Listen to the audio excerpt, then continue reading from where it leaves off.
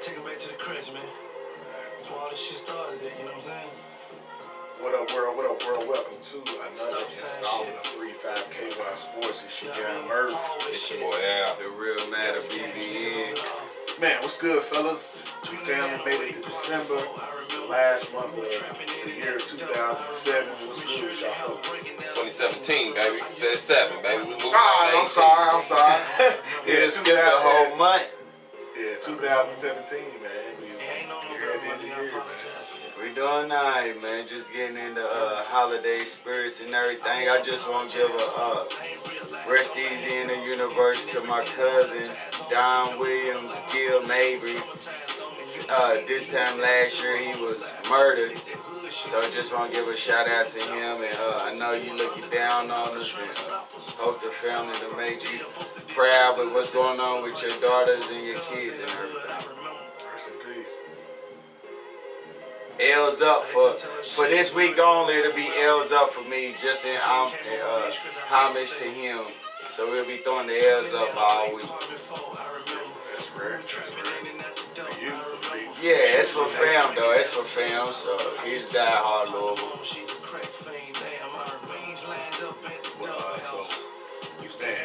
It's great to be in the studio again. Special episode, big episode today, man. So much has happened in the world of sports. Man, let's kick it off. You gotta talk about these college football playoffs that actually just got released a little while ago. Man, the playoffs are gonna be crazy, man. I know a lot of fans are gonna be excited about these matchups, man. Give us the matchups, how's it gonna go down? They just dropped them, and the ACC champion Clemson Tigers are the 1 seed. 2 seed will be your Oklahoma Sooners, led by Heisman frontrunner Baker Mayfield. And the number 3 seed will be your Georgia Bulldogs. And checking in at 4, the mighty Alabama Crimson Tide. So that sets up a Rose Bowl matchup, Oklahoma versus Georgia. The Sugar Bowl will be Clemson versus Bama. The 1 versus the 4, the rematch for the 3rd year in a row. And this time it will decide who goes tiebreaker to the championship. Which is how it should be. They played for the championship 2 years in a row. Now this year they're going to have to play to get to the championship. So we know for sure there will not be a 3rd Alabama versus Clemson for the championship game. So shout out to those teams. Kind of disappointing watching how Clemson manhandled my Canes last night. Yeah, I bet Georgia fans is happy right now that Mark Richt got ran out of town. So do y'all think the committee got it right as far as rankings and what the potential could be for the championship? I think they did right. Even though Ohio State, they clocked in at 5 on the final ranking, and they won the Big Ten last night. We went over Wisconsin. Wisconsin 6 in the new rankings, and Auburn 7 after the SEC championship loss. They got it right. I know everybody wants to try to keep Bama out, but 2-loss Ohio State team was not gonna keep Alabama off with 1 loss, and especially the way Georgia went out and manhandled Auburn yesterday, 28-7. Well, what do y'all think about Central Florida not getting no love, being that they undefeated? They ran the table. Should they have been mentioned at all? Like even closer, they ranked 10. Maybe if it was 8 teams, but with the Final Four and as powerful as this 4 is, with these heavyweights, there was no room for Central Florida. They get a nice little consolation. They go into the Peach Bowl. The coach is heading to Nebraska. Scott Frost, former defensive back for Nebraska, is going to head there and take over the Cornhuskers job. But no, there was no room for UCF. I think they got it right. Final Four, it's tough playoff. I know a lot of people want expansion, ready for it to move to 8, but I'm cool with it at 4. Get in the top 4. It's enough room for. If your team's good enough, there's enough room for you to be there. I mean, yeah, but with 2 spots is already reserved. For who? Clemson and Alabama? Yeah, like every year? Yeah, every year Clemson and Alabama got 2 spots reserved, so the other 8 teams is playing for 2 spots. And talent-wise, they're not going to be dropping anytime soon. So, man, kind of just talking about the championship Saturday. in general, when you look at Clemson, Miami, you had the #1 ranked Tigers playing in their 4th straight ACC championship versus Miami, and I mean they manhandled them, 38-3. Miami put up a desperation field goal in the 4th quarter just to clock that 3 points. That's terrible. And it was full display of Kelly Bryant. A lot of what Louisville fans saw from him when he came here to Papa John's Cardinal Stadium in week 3, kind of how he exploded. He was 23 for 29 yesterday, 252 and a touchdown. Still, he did a lot of damage on the ground as well. Complete control. Started the game 15 for 15 passing. I mean, they were, 6 for 6 on 3rd downs. I mean, they started out so locked in and honed in on Miami yesterday in that ACC championship and ready. You could just tell they just looked like the more experienced veteran team. Defense came out and got after it from jump. That defensive line is something to be reckoned with. Even in the matchup with Alabama now, you just think about that defensive line and the havoc they cause, and they don't give an inch. That happens. This could be a great game.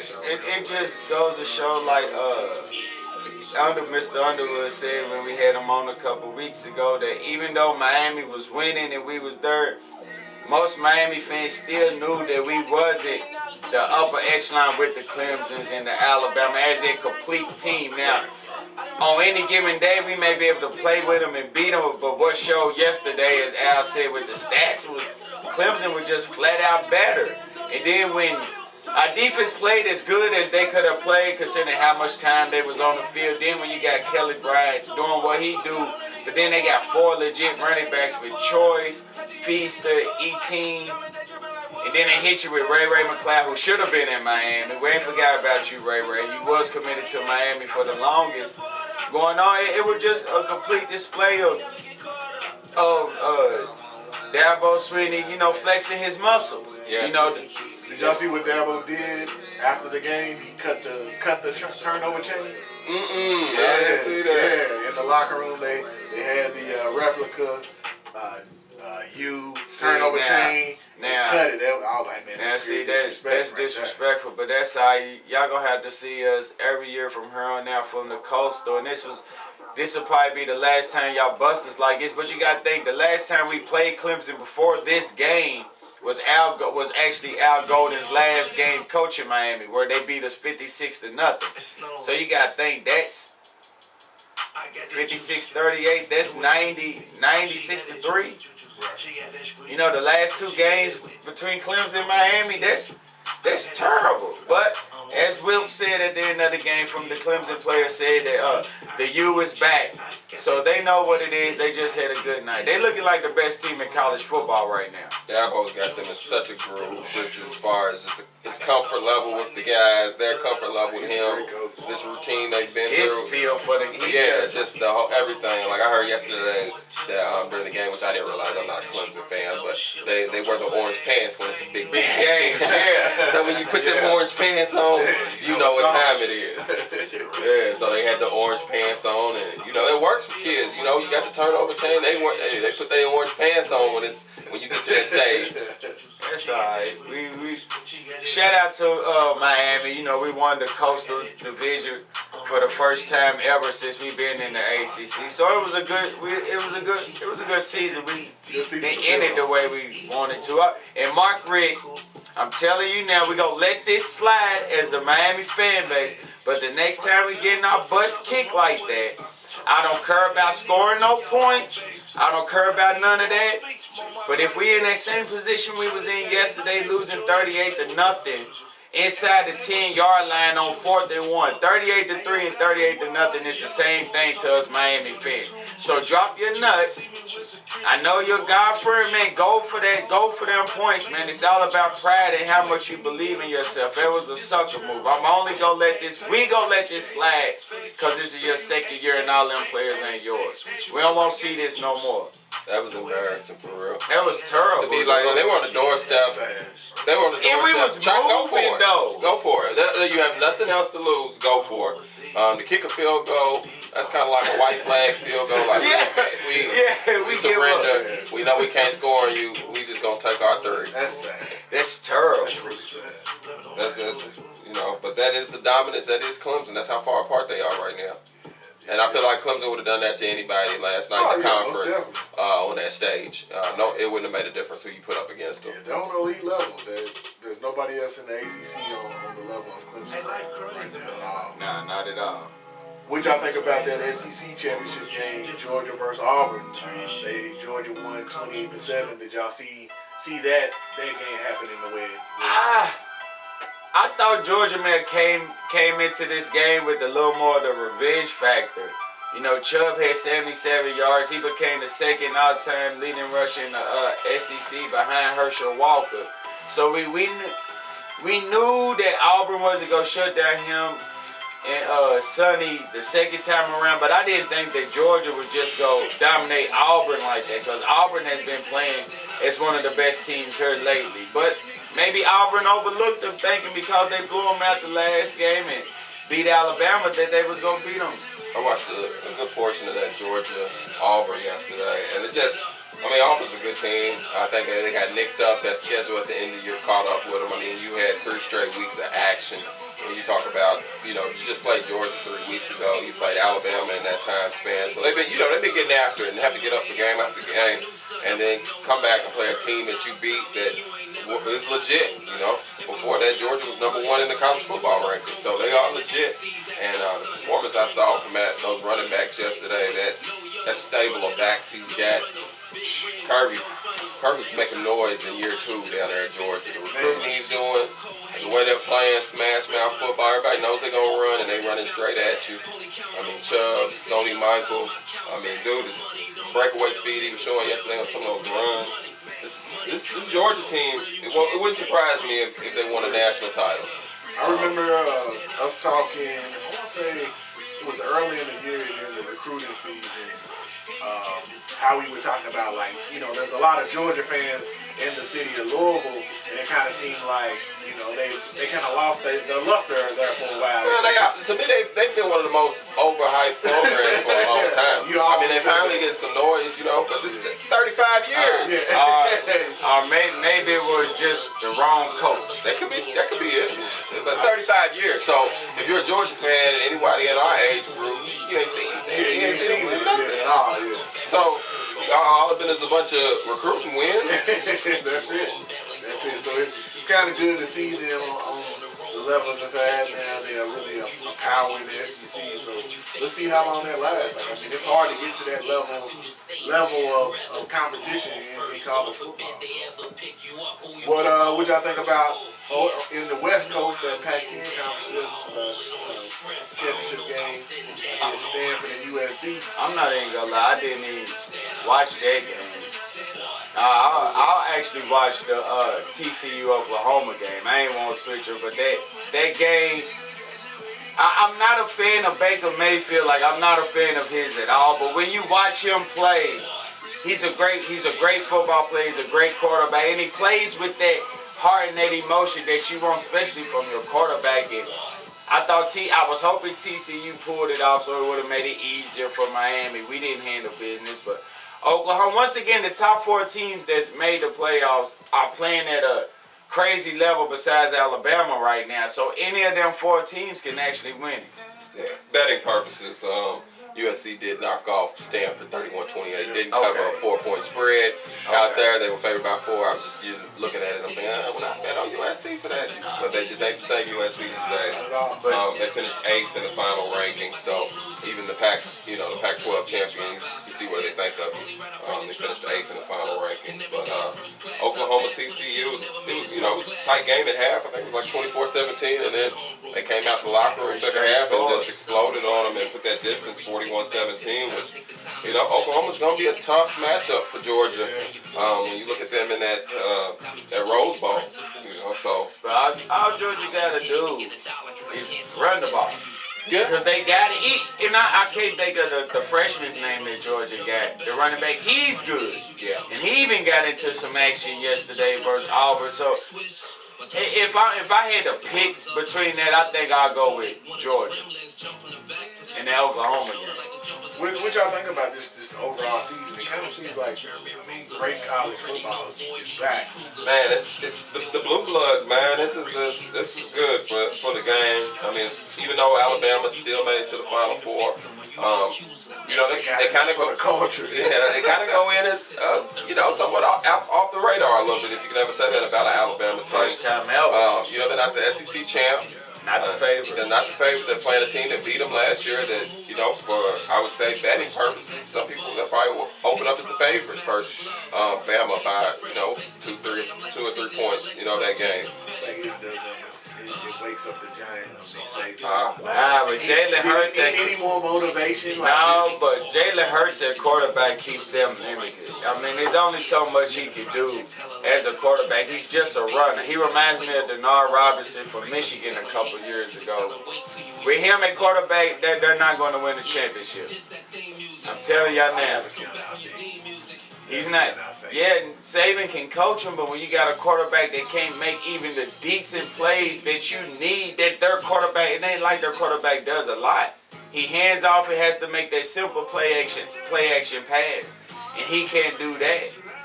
So, and if you play somebody like Clemson that has a real good defense and a real good offense, we gonna see. I mean, I'm rolling with Clemson. They have showed me no reason not to in that big matchup. But I do know it's going to be tough on them. It's just it's hard to beat Nick Saban and think. But if there's anybody that may have his number, it could be Dabo because they seem like they just got it going right now. Clemson football. It's just all around the board with the confidence, the swag. And he's going to Bama once Nick Saban. Yeah, he played at Bama, Not too many people coming to the game against Nick Saban with the swag Dabo has. To know, like, I beat you, and only time I got to play you is on this big stage. So you're kind of at a disadvantage. Because I'm a little bit more free, loose, free flowing, looser than you. Like you said, the connection that he has with his players and just with this generation of college athletes, miles ahead of Nick Saban. You got it. It's a young man's game. It's a young man's game. Man, but it's controlled by the old man. I want to say that. It's a young man's game, so don't get twisted. Saban still can walk in there. He's got more years on the shelf than Saban has left. Yeah, but at the same sense, the culture and how Dabo's benefiting is because of what Nick Saban basically built being at Alabama and how he did the recruiting. And it's still Nick Saban, so I see what y'all saying with the younger coaches. It's Nick Saban clone. Kirby Smart and George's a Nick Saban clone. There's 3 of them in the finals. It's a Nick Saban clone right there. So, I mean, what you got right there with these teams and these powerhouses in the South with Bama, Georgia, Clemson, it's rough sledding, man. And I mean, they kind of switched the combo for college football this week. We had the coaching carousel going on, man, and it's wild. It still hasn't stopped turning. What the hell is going on in Tennessee? They got a mess down there. They fired the athletic director, Curry, and now Philip Fulmer, former coach, will take over now as the AD. He's been on that job for so long. Yeah. They said he sabotaged everything to get the job. Purposely. I just say for Tennessee's sake, for the mess up they've already had, just go hire T. Martin. You got to go get somebody that's going to take the job and they got pride in school. But maybe from where Philip Fulmer had him and how Tennessee was, since he got disconnected from the program that went downhill. So maybe they had to lose the money, which to them is nothing. They'll make that back, what I'm saying? Yeah, in scholarships every next year. But maybe he had to do that because he was tired of seeing from Lane Kiffin to Dooley to the coach now, Bush Jones, to where Tennessee's going down. Losing to Kentucky.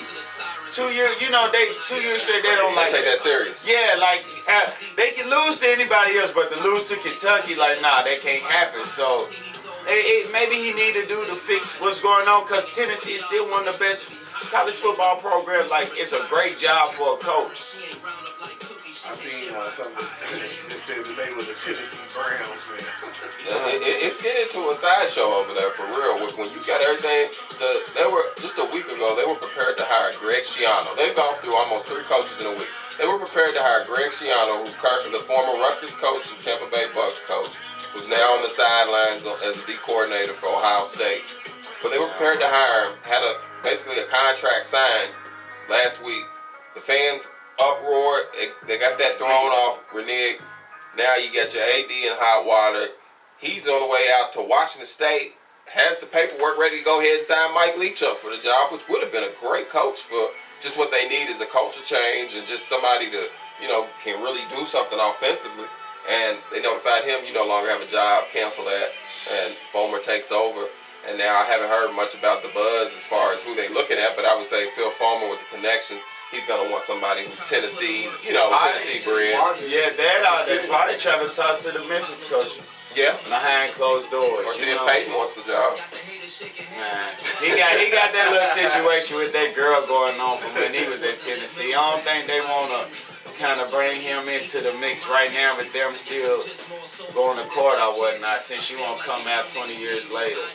But I was gonna say, what y'all think about old Jimbo Fisher going to Texas A&M for that bag? That's the other major move, man. Jimbo, Exodus, stage left on Florida State, man. And Florida State's playing yesterday to get bowl eligible against Louisiana Monroe. The day before he takes the Texas A&M job. He's going to College Station. Signs the richest deal in college football. 10 for $75 million guaranteed.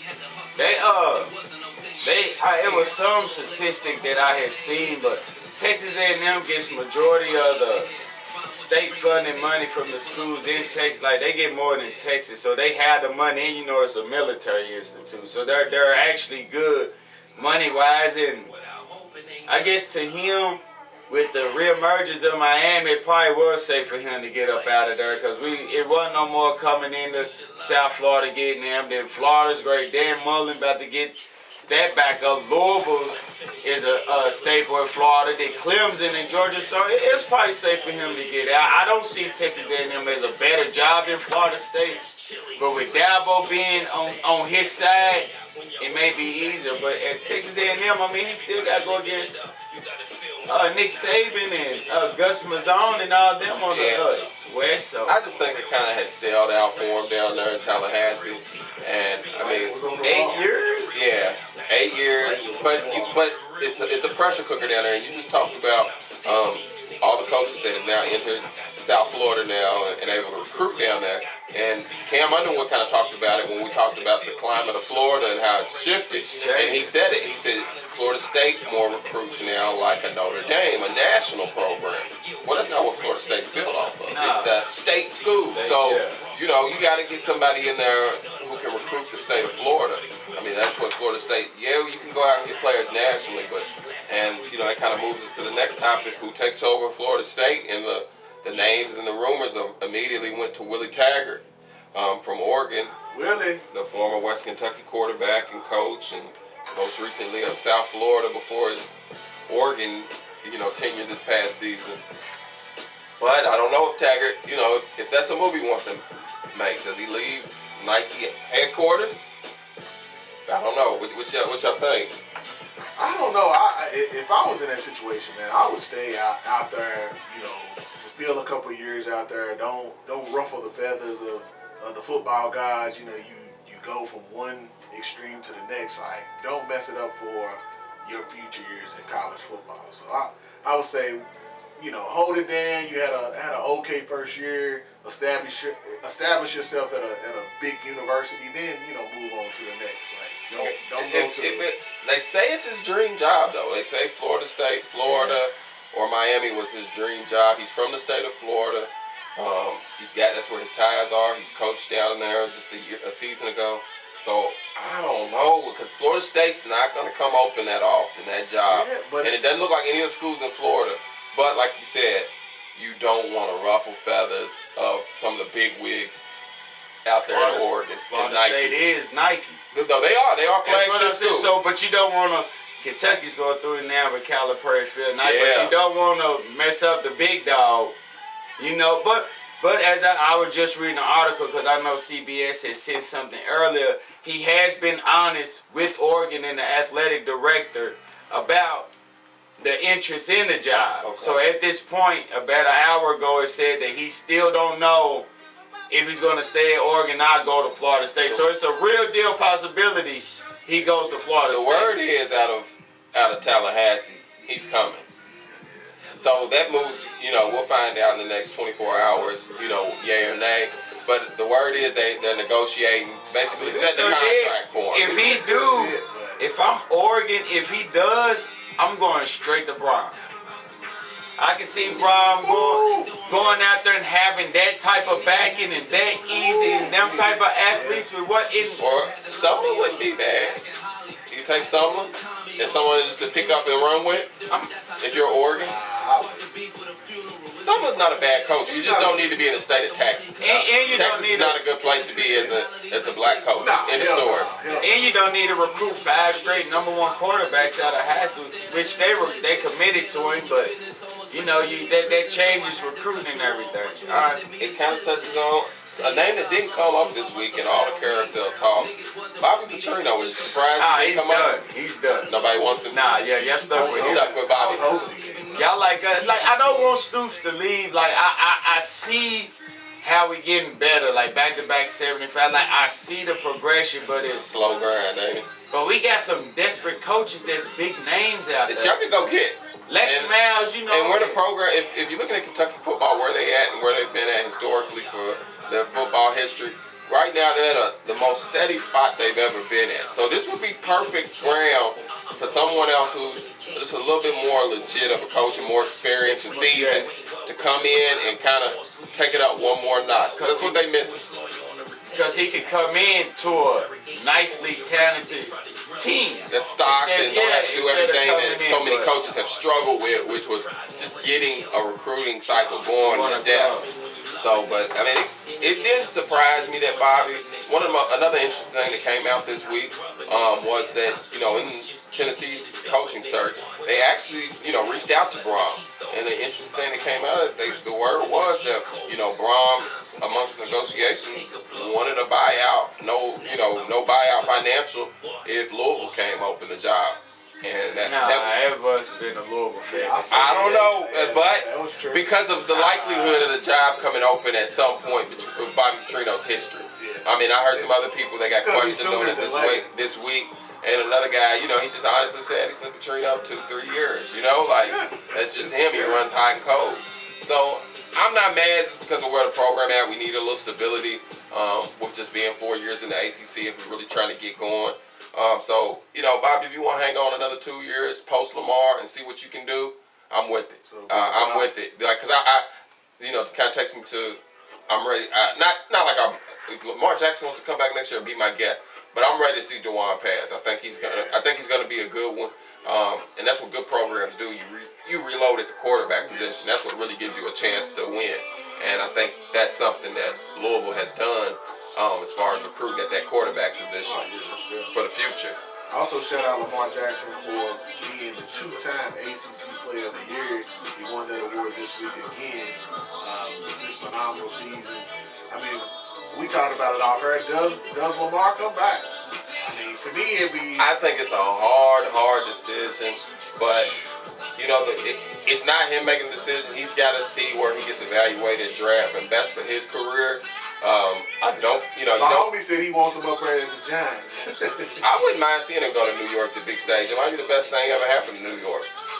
But you also have the reality that Cleveland could be the #1 pick. They say they're looking for a quarterback. You don't want to go there.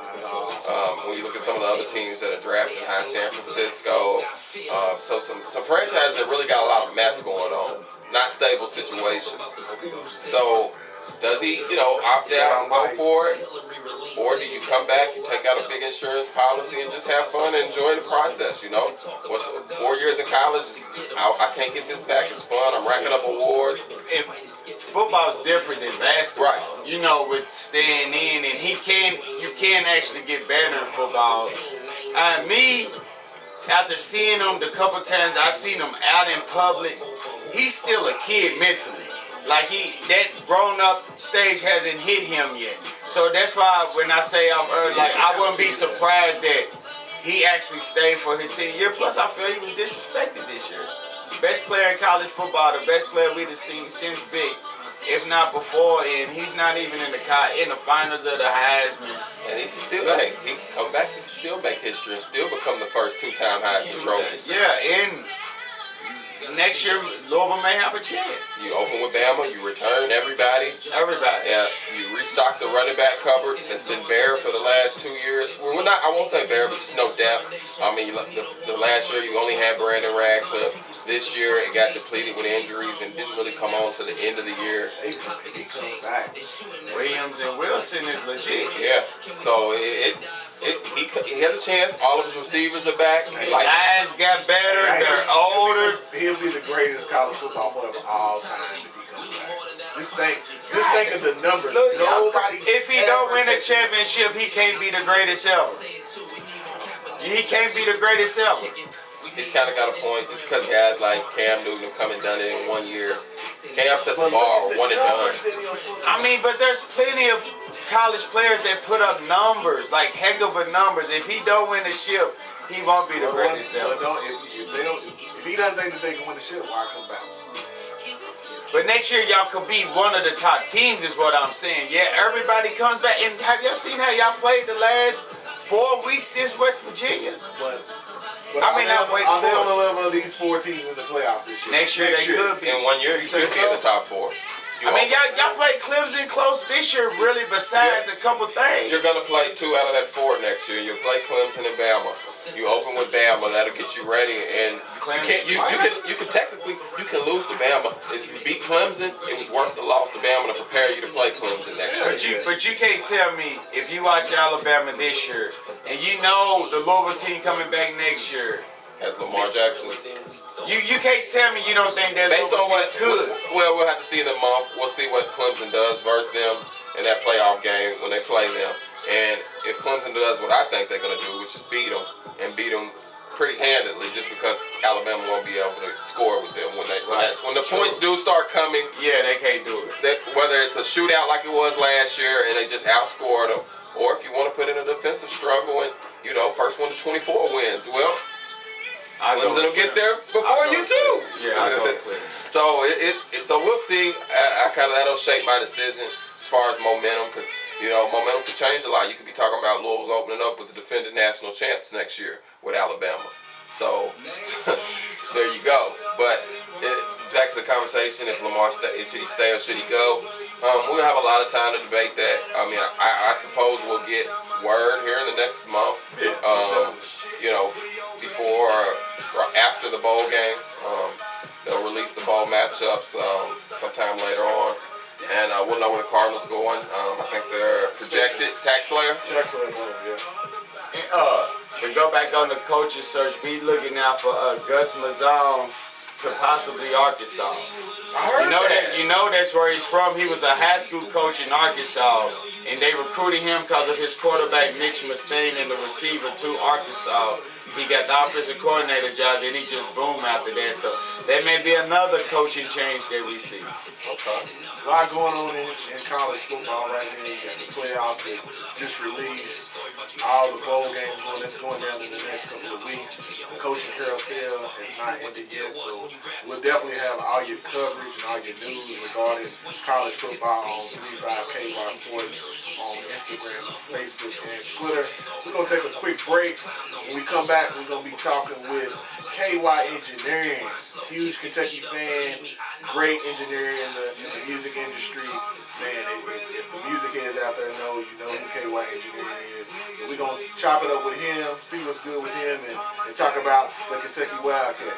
We'll be right back with 35KY Sports.